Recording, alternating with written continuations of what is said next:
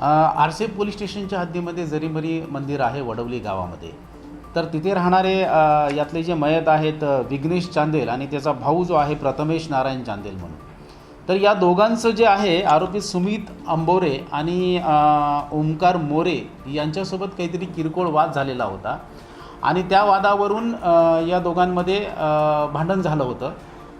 त्या वादानंतर अमित अंबोरे आणि सुमित मोरे याने ह्या दोघा भावांना जरीमरी मंदिर जे आहे तिथे बोलावून घेतलं.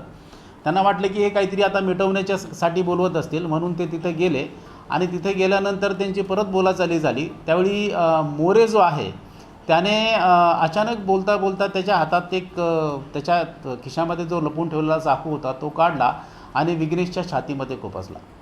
तर विघ्नेशला काही कळायच्या आत नंतर त्याचा भाऊ त्यावेळी त्याला वाचवण्यासाठी गेला. तर त्यावेळी त्याने त्यालाही उलकावणी दिली, त्यालाही मारण्याची हे केली आणि त्यानंतर ते दोघेजणं तिथून पळून गेले.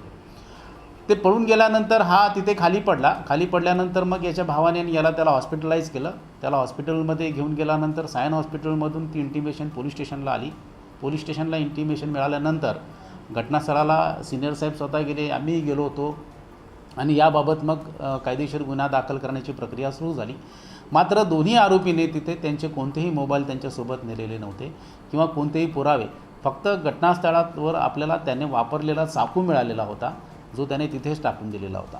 तर तो चाकू मग आमच्या जे काही टेक्निकल टीम्स आहेत हा सगळा तपास सुरू झाला, गुन्हा दाखल करण्यात आला आणि त्याच्यानंतर तपासामध्ये आम्ही मग 4 टीम तयार केल्या. मग गुन्ह्याची माहिती वरिष्ठांना दिल्यानंतर अपर पोलीस आयुक्त श्री महेश पाटील साहेब त्यांच्या नेतृत्वाखाली DCP आमच्या नवनाथ ढवळे साहेब आणि मी स्वतः तसेच वरिष्ठ पोलीस निरीक्षक राजकुमार घाटे साहेब आणि इथले जे PI क्राईम आहेत शमशेर तडवी साहेब आणि बागवान साहेब, त्याच्यानंतर टेक्निकल टीम जी आहे आमची पोलीस उपनिरीक्षक खैरनार, तसेच याच्यामध्ये पोलीस उपनिरीक्षक गोल्हार आहेत, रमेश खपाले आहेत, मिलिंद खैरनार साहेब आहेत.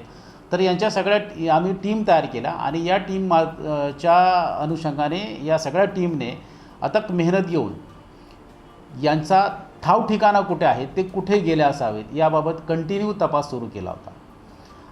12 तासानंतर आम्हाला त्यांची माहिती मिळाली की ते पाटील मैदान गोवंडी मुंबई या ठिकाणी आता ते येणार आहेत आणि अशी बातमी मिळाल्यानंतर मग त्या ठिकाणी पोलीस पथकाने पूर्ण सापळा रचला आणि ते तिथं आल्यानंतर आरोपींना आम्ही ताब्यात घेतलेला आहे. तर हा गुन्हा आहे हा घडला होता रात्री. 12 तासामध्ये आम्ही आरोपी अटक केलेले आहेत. तर ही अत्यंत चांगली कामगिरी पोलिसांकडनं झालेली आहे या बाबतीत. तर हा यातील जो आरोपी आहे तो हिस्ट्री शूटर असल्याचं माहिती मिळते. पाटलावरचा आरोपी आहे. किती गुन्हे आहेत त्याच्यावर या अगोदर आणि किती मोठा आरोपी आहे जो आता त्याला जेरबंद करण्यात आला? याच्यामध्ये ओमकार मोरे जो आहे याच्यावर यापूर्वी 4 गुन्हे दाखल आहेत. त्याच्यावर एक रॉबरीचा गुन्हा आहे, त्याच्यानंतर त्याचे एक रेपचा गुन्हासुद्धा आहे आणि इतर 2 गुन्हे आहेत त्याच्यावर.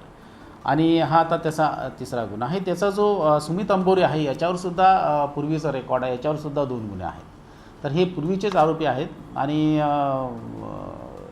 पूर्वीचं रेकॉर्ड असल्यामुळे त्यांची माहिती आम्ही उपलब्ध करून घेतली. मात्र टेक्निकल त्यांनी काहीच पुरावे ठेवले नव्हते. हे आरोपी असल्यामुळे पोलीस कसे त्यांच्यापर्यंत पोहोचतात याची त्यांना माहिती होती. त्यामुळे त्यांनी हे सगळे जे पुरावे आहेत ते सगळे नष्ट करायचा प्रयत्न केला होता.